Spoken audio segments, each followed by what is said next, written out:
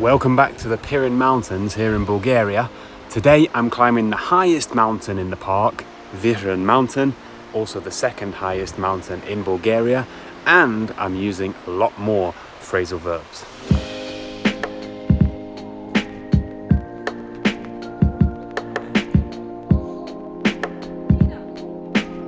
Morning! So it's the second day of my adventure here in the Pirin Mountains. And I've just set off from my hut. I slept in a little bit later than I wanted to, but you know, I have all day, so it doesn't matter. The plan today was to climb the highest mountain in this park, the second highest mountain in Bulgaria, which is the Pirin mountain.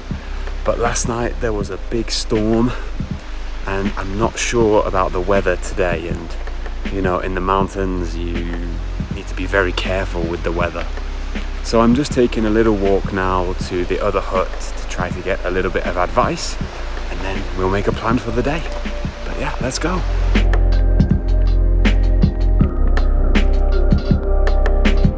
It's much quieter here in the morning. So nice. I've just seen a deer as well, very close. Hope I can see some more of them today. Really nice. So I'm back at the Pirin hut again, and this is where a lot of the most popular walks set off from. And today we're heading up there. I think behind that to the Pirin peak. Peak in English means the highest point of the mountain. So I wasn't too sure about the weather today. The forecast was 50-50, but I've asked a few local people and everybody says it's going to be okay, it's going to be clear. So, you know, always good to get local knowledge when you go to the mountains. Don't take any risks. Local knowledge in English just means information from local people who live here and know the place well. So I think it's okay. The original plan is okay to go, and we're going to climb Pirin mountain today, the second highest mountain in Bulgaria and the highest mountain in the Pirin mountains here. I'm excited, but it's going to be a tough day. Let's go.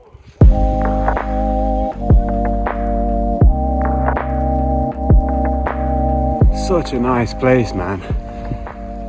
The wind's picked up a little bit, so it's much cooler than yesterday, but actually that's really nice. Yesterday was really hot. I just hope the wind doesn't pick up too much, but it looks okay. The water here is super clean, so I'm going to top up before I head up into the mountains. Woo!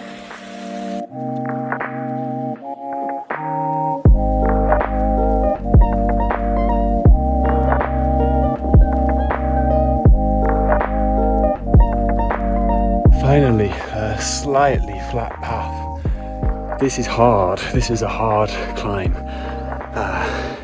It's very steep, a lot of climbing, and it's more difficult because I walked for 2 hours the wrong way today. So stupid.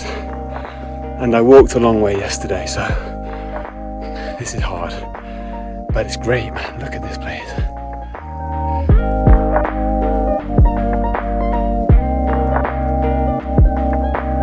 As you can see, getting higher into the mountains now.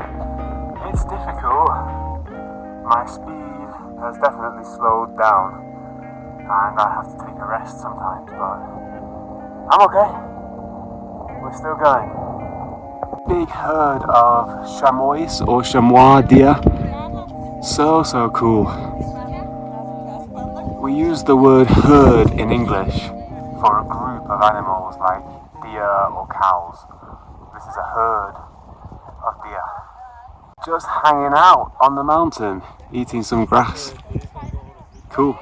As you can see, as you can probably hear, the wind has picked up a lot.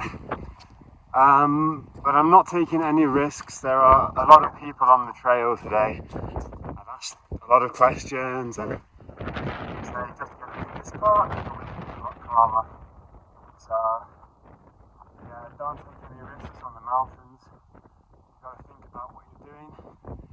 But there are plenty of people around gets bad, I'll go down.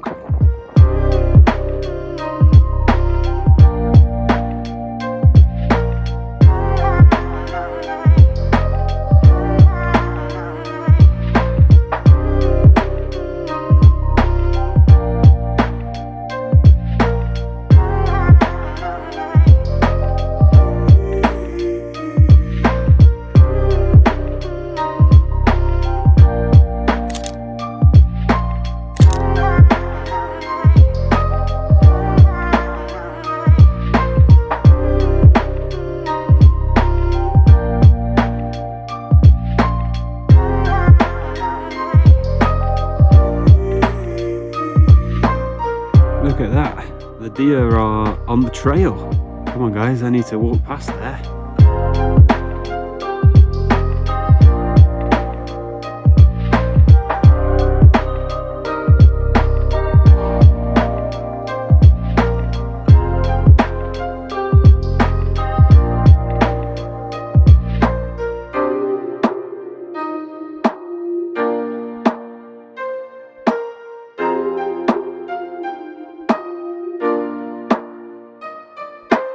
I just want to talk quickly about the clothes you need if you're hiking in these mountains. First thing is a really good windproof and waterproof coat. When I was at the top there, it was very cold, very windy, and this coat kept the wind out really well. So this coat is from Rab. It's a British brand, actually from very close to my hometown. It's a good one, I recommend this one.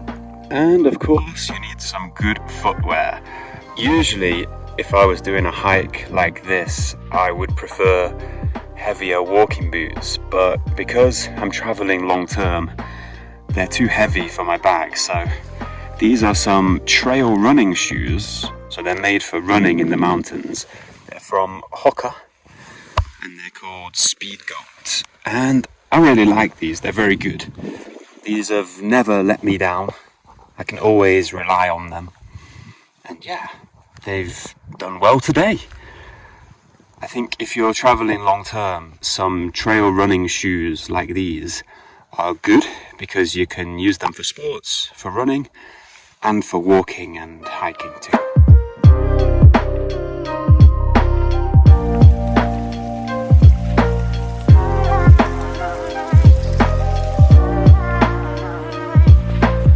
I'm so tired. Having a little lie down. The hut is only there, look, there. It's not so far, but I'm so tired. Maybe I'm just getting a bit older. Maybe it's because I walked a lot yesterday. Maybe it's because I went the wrong way this morning and added more time to the journey. Maybe it's because I had too many beers last night. I was talking to a guy from Belgium for some time, and we had some more beers. It's that. Made it back to the Pirin hut.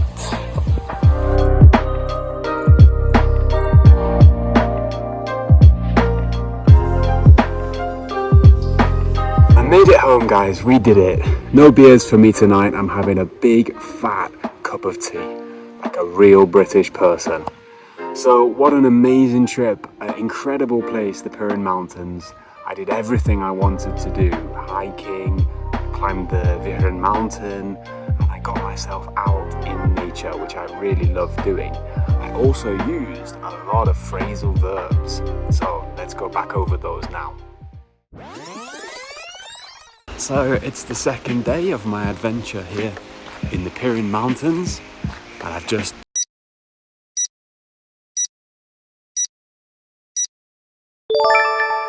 set off from my hut. So we start with a nice simple one. Set off just means to start or begin a journey.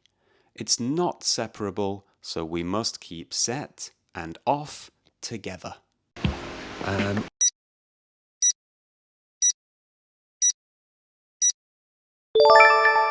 I slept in a little bit later than I wanted to, but you know, I have all day, so it doesn't matter. Sleep in, another nice one. To sleep in just means to sleep or to stay in bed for longer than you usually do in the morning. So most people might sleep in at the weekend when they don't have to go to work. Again, it's not separable, so sleep and in must stay together in your sentence. Such a nice place, man. The wind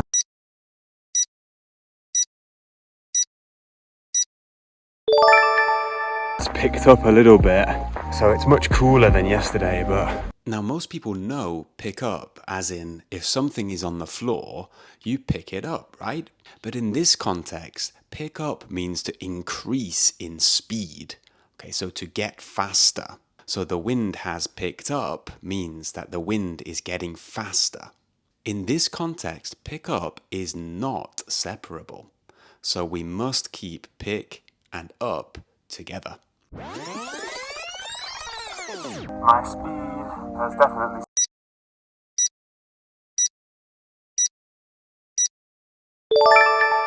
slowed down, and I have to take a rest sometimes, but... Slow down is the opposite of pick up. So when something slows down, of course, it gets slower. This one can be separated. It depends if somebody is slowing another thing down. This is a herd of deer.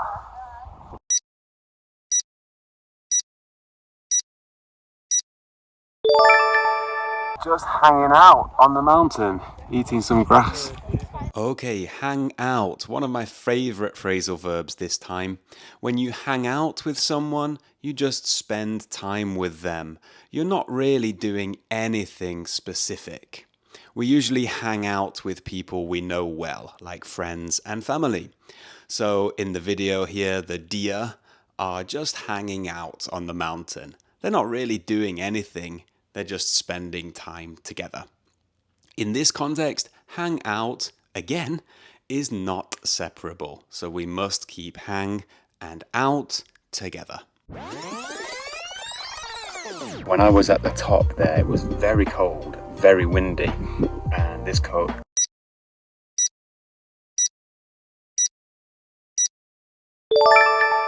kept the wind out really well. Okay, keep out. Quite a simple one, really. It just means to make something stay outside. Sometimes it also means to protect. So in this case, my coat keeps out the wind. It protects me from the wind. This one is separable, so we can say keep something out. I really like these. They're very good. These have never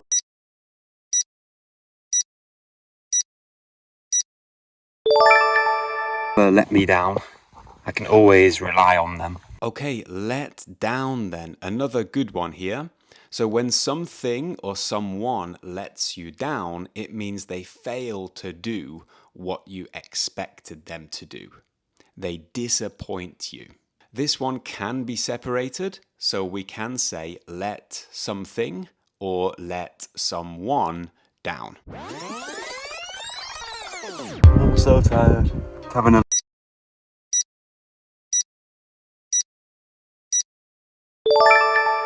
little lie down. Okay, last phrasal verb of the video then. It is lie down, and it's quite a simple one. It literally just means to lie flat, or even to have a rest. So lie down on a bed, or maybe lie down on the floor. You might be surprised to know that this one can be separated. So you can say lie myself down, or lie yourself down, for example. The hut is only there, look.